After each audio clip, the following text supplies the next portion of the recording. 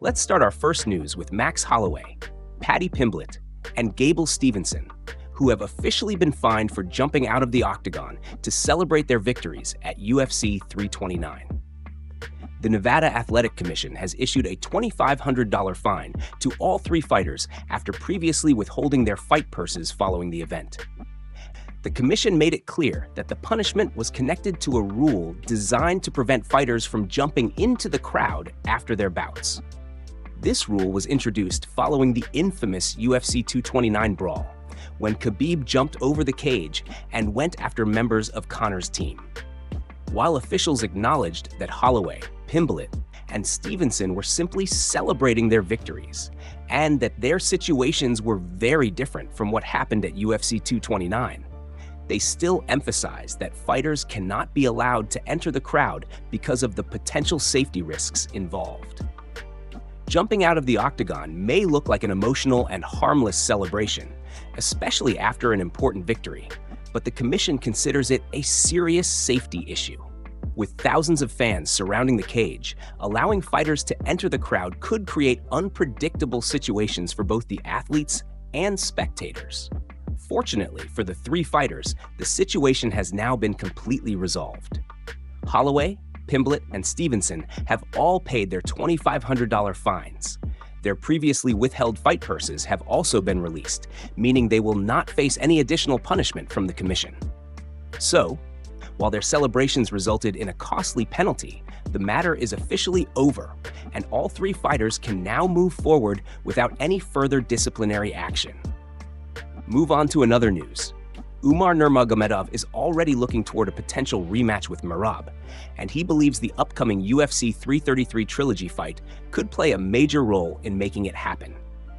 Umar suffered the only loss of his professional career against Merab at UFC 311, losing a unanimous decision after 5 competitive rounds. Despite that setback, Umar has bounced back strongly and has since picked up 2 consecutive victories, putting himself back into the title picture.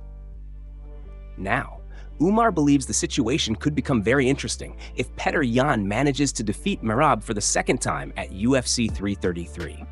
According to Umar, another victory for Yan could potentially open the door for the UFC to book a rematch between him and Merab. Umar explained that he could see the promotion choosing to run things back, especially if the rivalry between Yan and Merab reaches its conclusion with another Yan victory. He said he is expecting that possibility and suggested that the UFC could then look toward a revenge fight between him and Merab. For Umar, that would give him the opportunity to avenge the only defeat on his record and prove that the first fight does not define the outcome of a second meeting. However, Umar is not taking anything for granted. He knows that several things would need to fall into place before a rematch becomes official, and the result of the upcoming title fight could determine what happens next in the division. Still, Umar made one thing very clear: he will be ready. The undefeated contender said he plans to continue training and is prepared to fight anybody the UFC puts in front of him. For now, Umar will have to wait and see how the title picture develops. But a rematch with Merab could become a real possibility if the right results fall into place. Move on to another news. Mauricio Ruffy's coach has revealed some big changes in the fighter's wrestling and ground game ahead of his highly anticipated matchup with Arman at UFC 333-31. Ever since Ruffy was announced as Arman's opponent, many fans have pointed toward his previous loss to Benoit Saint Denis as a potential blueprint for how Arman could attack him. In that fight, Saint Denis relied heavily on his wrestling, pressure, and top control to neutralize Ruffy and secure the victory. And considering Arman is widely regarded as one of the best wrestlers in the lightweight division, many believe Ruffy could face serious problems if the fight follows a similar pattern. However, Ruffy's coach, Joe Lopez, believes that comparison may no longer tell the full story. Speaking to Submission Radio, Lopez explained that Ruffy's wrestling defense, scrambling ability, and overall ground game have improved dramatically since that loss. According to Lopez, the difference between the version Ruffy who fought Saint Denis and the fighter preparing for Arman is like chalk and cheese. He believes Ruffy has developed into a completely different athlete, particularly when it comes to defending takedowns and escaping dangerous positions. One of the major areas they have focused on is defensive wrestling and scrambling. Lopez explained that Ruffy is now much more focused on not accepting positions on the ground. When Ruffy first joined the team, Lopez said he had a tendency to rely heavily on his jiu-jitsu instincts. Instead of immediately looking to escape, he would sometimes attach himself to his opponent and try to stay connected. That has now changed. Ruffy has been working extensively on his escapes, learning how to position his body correctly, place his hands properly, and create opportunities to get back to his feet. And perhaps most importantly, he has been training with high-level partners who constantly test his wrestling defense. Lopez specifically mentioned Frank Hickman, Alex Volkanovski, and Brad Riddell, who have repeatedly attempted to take Ruffy down during training. According to his coach, the results have been very noticeable. Lopez said that it has become increasingly difficult for those fighters to keep Ruffy on the ground, suggesting that his ability to defend takedowns and scramble back to his feet has reached a completely new level. That development could be crucial against Arman, who is expected to test Ruffy's wrestling defense from the opening exchanges. Move on to another news. Tyron Woodley has sent a confident warning to Khamzat ahead of their expected showdown at RAF's September 5th event in Moscow, Russia. Woodley is preparing for what could be one of the biggest challenges of his recent fighting career, but judging by his latest comments, he is not approaching the matchup with any fear. In fact, Woodley believes the fight could be surprisingly easy. The former UFC champion confidently predicted that he is going to defeat Khamzat, and he made it clear that he expects to finish the fight. Speaking about the matchup, Woodley said, "I'm so excited. I'm going to take him out. I promise you, mark my words." Woodley then compared the situation to his previous fight against Joaquin Buckley. At the time, many people believed Buckley would be an easy opponent for Woodley, but Woodley now feels his instincts are telling him that the upcoming matchup could follow a similar pattern. He believes Khamzat could be another opponent who looks extremely dangerous on paper, but becomes much more manageable once the cage door closes. Woodley's confidence comes despite the enormous difference in styles and the level of physical pressure Khamzat is known for bringing into his fights. Khamzat has built a reputation for overwhelming opponents with aggressive wrestling, relentless pressure, and an ability to dominate exchanges from the very beginning. That makes Woodley's prediction even more surprising. The former UFC champion also brought up his past experiences against elite competition while explaining why he remains confident in his ability to get the job done. He referenced Robbie Lawler, describing him as a killer, and pointed to his previous performances against high-level opponents. Woodley also recalled the criticism surrounding his fight with Darren Till. Before that matchup, many people believed Till had several advantages. He was considered bigger, stronger, and a harder puncher, while Woodley was coming off a lengthy period without competing. Yet Woodley still found a way to win. Now, he believes the same kind of confidence can carry him through this matchup. Woodley went even further, declaring that he is going to beat him like a drum.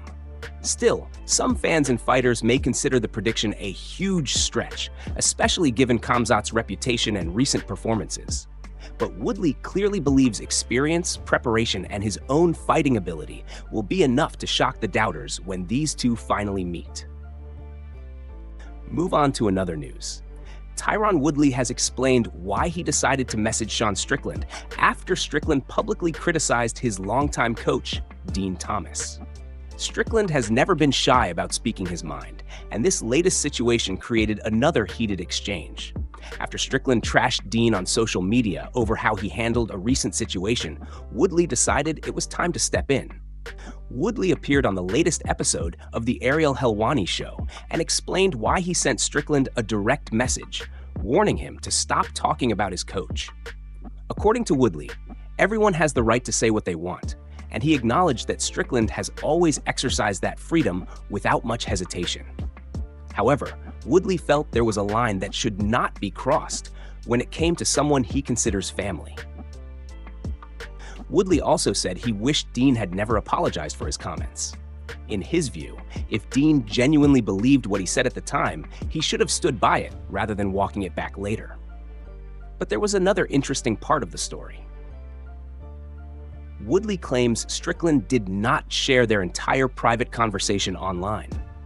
According to Woodley, Strickland only posted the opening part of his message, where Strickland mocked Woodley and pointed toward the losing streak that eventually ended his MMA career. Woodley believes that presentation left out an important part of the conversation. He explained that the full exchange actually ended on a respectful note, with Strickland allegedly calling Woodley a legend and saying he respected him for defending his coach. Woodley also pointed out that he told Strickland he would likely react the same way if someone attacked somebody close to him. And despite the online tension, Woodley has now given himself something else to celebrate. At RAF 12, he came back from an early deficit to defeat Joaquin Buckley, showing that he still has plenty of fight left in him. Now, with the Strickland controversy behind him and a big comeback victory secured, Woodley's next move could become another major storyline. Move on to another news, and we have some unfortunate fight news coming out of the UFC Paris card. The UFC may now have to scramble to find a replacement opponent for Nathaniel Wood after reports emerged that his scheduled opponent, Myron Santos, has been forced to withdraw from the event. According to AG Fight, Santos is no longer expected to compete on the September 5th card, leaving Wood without an opponent just days before the event. This is obviously a frustrating situation for Wood, especially because fighters and their teams spend weeks and even months preparing specifically for a particular opponent. When that opponent suddenly pulls out, finding a suitable replacement becomes extremely difficult. The timing could also make things even more complicated. With UFC Paris taking place on September 5th, the promotion has a very limited window to find someone who is willing, medically cleared, and prepared to step in on short notice. And that could potentially leave Wood out of the event altogether if the UFC cannot find a suitable replacement. For Wood, this is particularly disappointing because making it to fight week is already a major accomplishment, and having the matchup disappear at the last minute can completely derail months of preparation.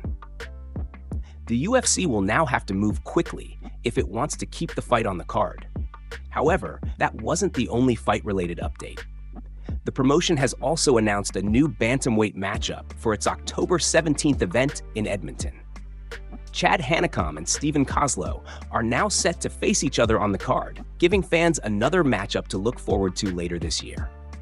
While that fight is still several weeks away, the announcement adds another piece to the growing UFC schedule. Meanwhile, the immediate focus remains on UFC Paris and whether the promotion can find a replacement for Santos. Short notice opportunities can sometimes create unexpected moments in the UFC, with fighters willing to step in and take a major opportunity on extremely short notice. But finding the right replacement is not always simple, especially when weight class, medical clearance, travel, training, and preparation all have to line up. For now, Nathaniel Wood is left waiting to see whether the UFC can find a new opponent in time, while Santos' withdrawal leaves a potentially important hole on the UFC Paris card. Move on to another news, and the big question surrounding Max Holloway right now is what comes next for the former champion following his latest victory. During a recent episode of Deep Waters on Paramount+, the panel discussed Holloway's future and what kind of opponent would make the most sense for him at this stage of his career. Holloway is coming off a win over Conor, although the panel described the victory as a win with an asterisk. Regardless, the result has kept Holloway firmly in the spotlight and opened up several interesting possibilities for his next fight. The panel agreed on one important point. At this stage of Holloway's career, he should be competing in big fights. With Holloway having already faced many of the best names in the sport, taking another low-profile matchup would not make much sense. Instead, the former champion should be looking for fights that carry serious significance, whether that means a title opportunity, a major rematch, or another high-level opponent. Chris Weidman also weighed in on the possibility of Holloway moving up to welterweight for a title shot. According to Weidman, a championship opportunity at 170 pounds probably isn't going to happen right now. However, he did suggest another option that could make a lot of sense. Weidman believes a rematch with Justin Gaethje could be an interesting direction for Holloway. The two previously shared the octagon in a memorable lightweight battle, and another meeting between them would immediately give Holloway another high-profile fight. A rematch could also provide Holloway with the opportunity to settle unfinished business while giving fans another matchup between two proven veterans who are known for delivering exciting fights. For now, nothing appears to be officially confirmed for Holloway's next appearance. But if the panel's prediction is correct, fans should expect the former champion to remain in the biggest fights available rather than taking an easy matchup simply to stay active.